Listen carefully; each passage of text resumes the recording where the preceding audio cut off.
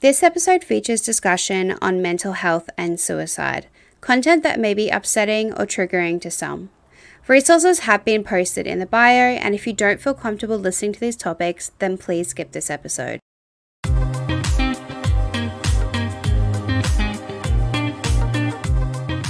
Hi. Hi, how are you?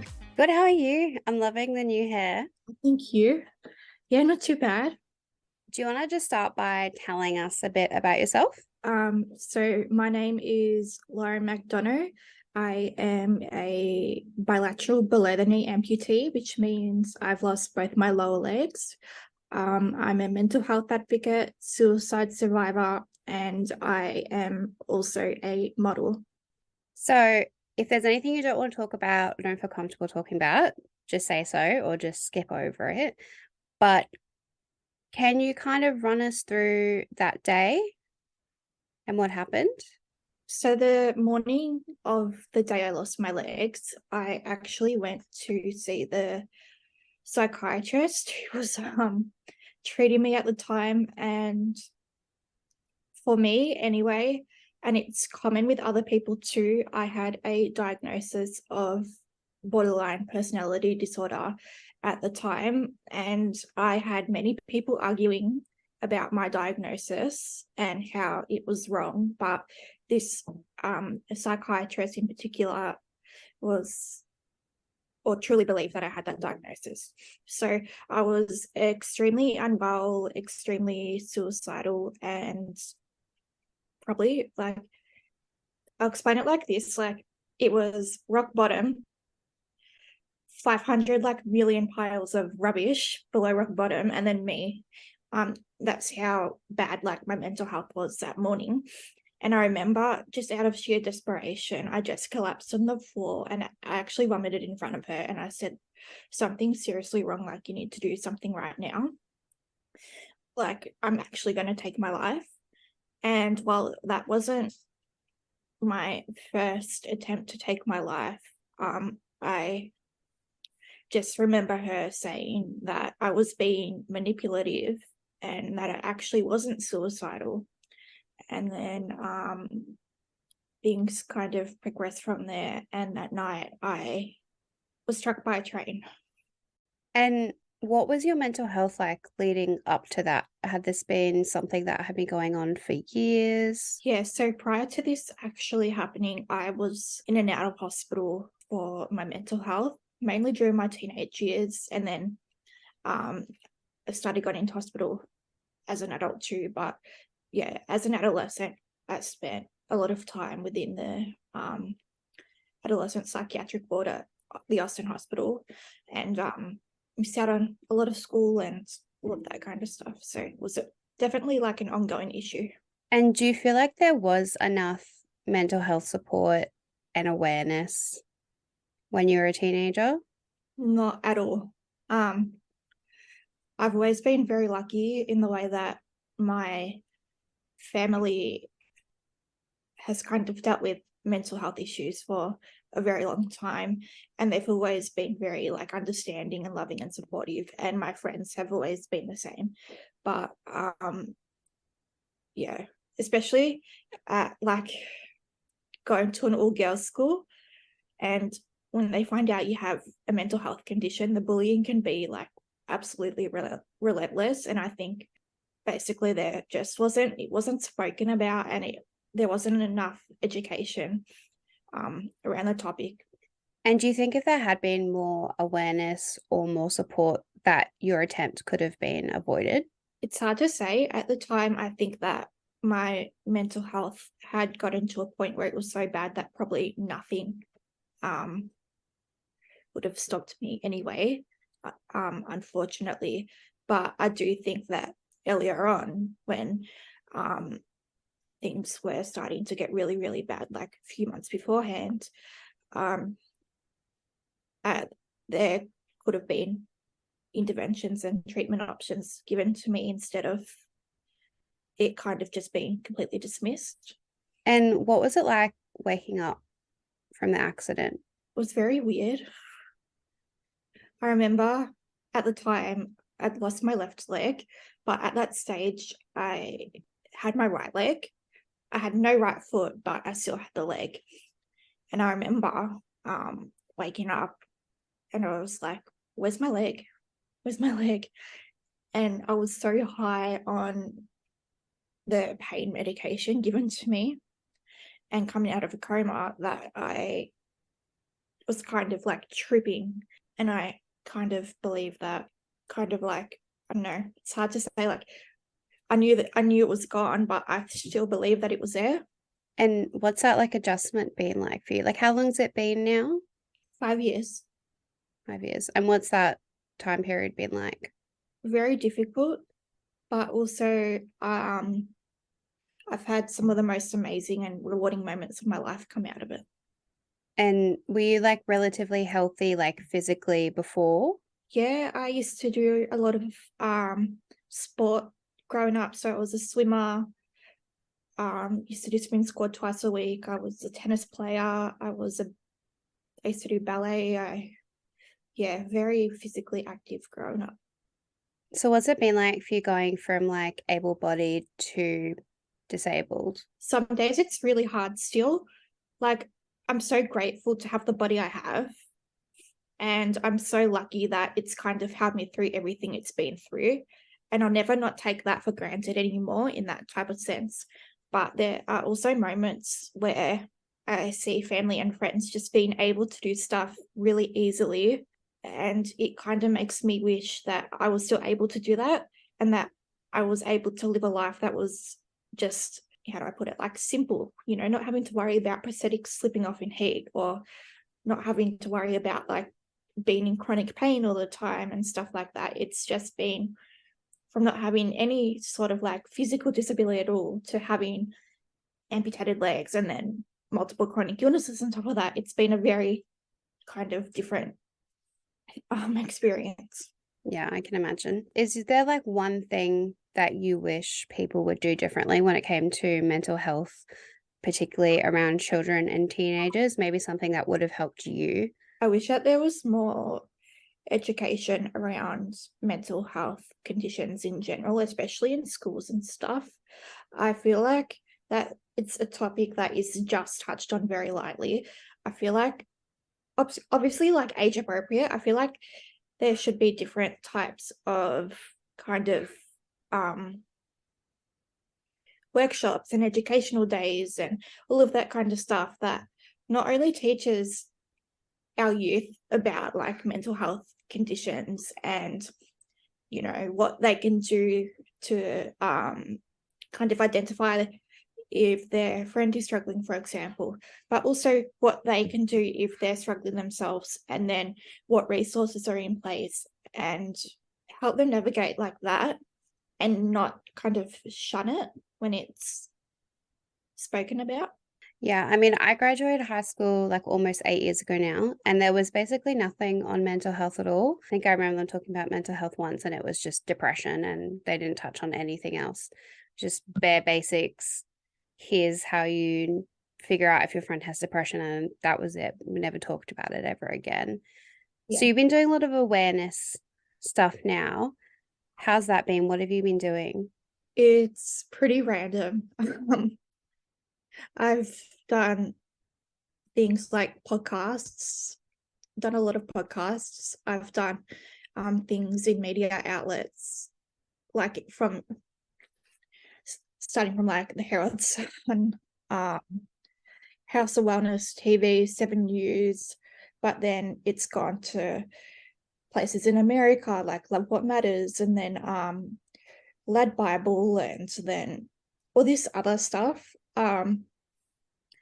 I have done different types of, or looking into like different types of research grants and giving my opinion based on my lived experience on different matters. I've done live speeches for companies like L'Oreal Australia, Chemist Warehouse, and all different types of things. It's absolutely amazing. I love doing it, but it's very random. And what's it like getting that opportunity to raise that awareness and to potentially help people? For me, after my own experiences with a mental health condition, and what I've had to face, as well as knowing firsthand, knowing what others have had to face, it means absolutely everything to me to be able to try to change the narrative of how mental health conditions are perceived in society, but also how people with mental health conditions are treated. So through the work I do, I am just really hoping to change that kind of treatment for people with mental health conditions so that nobody kind of gets left behind. And how have you learnt to be so open about your mental health? Always lived in a family where it has been spoken about very openly. And even my grandmother had bipolar disorder for over 70 years. And she kind of had her mental health condition in a kind of time where it was very, very, very frowned upon to even speak about a mental health condition and admit that, like, you have bipolar disorder. But she was always very open about it also. And she was kind of never afraid to say how it was, or she would tell people that she had bipolar disorder. And it kind of grown up around that too. It was just a normal thing to hear that from my grandmother. It was a normal thing to experience that within my own family, and it just became a normal thing to kind of speak about it. But also after what happened to me, I just knew that I needed to try to change the way things were for others. I just didn't want any of that happening to anyone else. And you do modeling now as well, right? Yeah. Has that changed the way like you perceive yourself? It's definitely given me more confidence. It kind of has made me admire my body a lot more too. And it's also wanted me to help show others that being who they are is more than enough, and that they don't need to change anything about themselves. And I've become really passionate about it. Yeah, you do seem really comfortable like with yourself. And I can imagine like maybe that wasn't always how you felt after you lost your legs. No, it was very different a few years ago. And is there anything else helped with that confidence and that adjustment? I think after a while, after spending over 10 years growing up despising my body and trying to harm it in many, many ways possible, I just got really exhausted and fed up with the cycle I was constantly stuck in. And one day I was actually having trauma therapy, and I came out of it and I thought to myself, why am I still doing this? Why am I stuck in this space where I'm constantly so uncomfortable? I'm constantly complaining about it, but I'm not doing anything to try and change that. And from there on in, I just started doing little things like trying to be nicer to the way I spoke to myself, or wearing like clothes and stuff that was out of my comfort zone. And I just tried to push myself a little bit. And eventually, I just became more comfortable with that. And then over time, I became more comfortable within myself. And how's your mental health now, and how have you been helping it improve? Overall, my mental health is probably the best it has been in a very, very long time.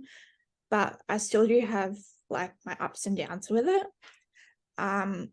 Basically now I have a fantastic treatment team.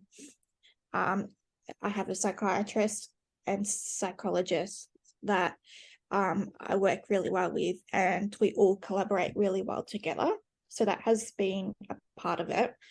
But I have also learned to kind of identify like triggers and identify like when certain symptoms are coming up or they're stronger than usual. And I know what has helped me in the past with that. And now I have a team that if we can identify something, we can get on top of it pretty much straight away instead of having to wait until it's a big crisis. And if someone was struggling with their mental health, maybe particularly if they were like a teenager and they didn't know where to go, what to do, what would you recommend?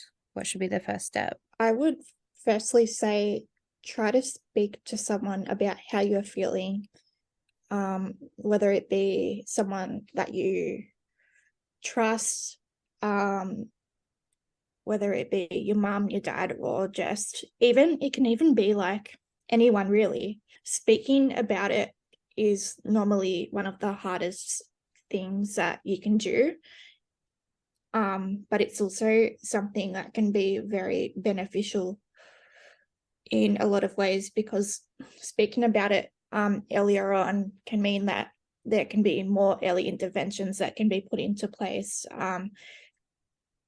There can be, more monitoring of symptoms, or there can be different kind of things that you're able to do kind of before you get to a point where it becomes a lot more difficult to access these type of things in some aspects. Speaking up about it is really important, and it's also absolutely nothing to be ashamed about. If we can speak about how good our day was, and we can speak about that so freely without even double thinking about it, then why can't we speak about other parts of our emotions too? Because at the end of the day, we all have like good times and bad times. Yeah, we all need to speak about how we're feeling.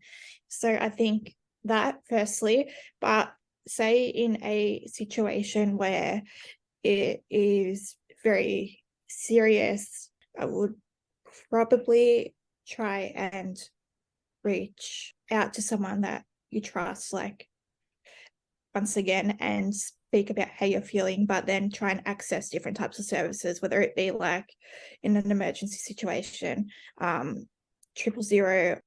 Probably just say to them that it's okay to speak up, that there's nothing to be ashamed about. There's a safe place for you to be able to speak about how you're feeling with no judgment, no discrimination, and there's nothing to be fearful about, because through speaking about what you're actually going through, you're not only taking off like a huge burden off your chest, but you're also, in a sense, being able to help treat your mental health. Thank you so much for coming on and being so open with us. Where can people find you and connect with you? My Instagram is Lauren_McDonough.